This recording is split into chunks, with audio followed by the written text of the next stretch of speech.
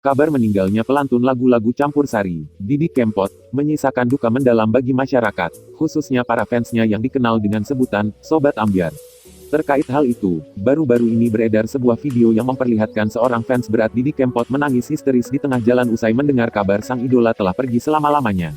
Dilihat dari unggahan video akun Instagram Dorobei, Selasa, tanggal 5 Mei tahun 2020, tampak pria fans Didi Kempot tersebut tak kuasa menahan tangisnya karena idolanya telah wafat.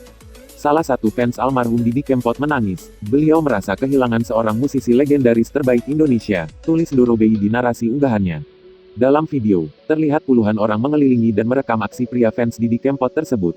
Sementara sang fans tampak tak mempedulikan jika aksinya itu menjadi bahan perhatian warga sekitar. Kemarin.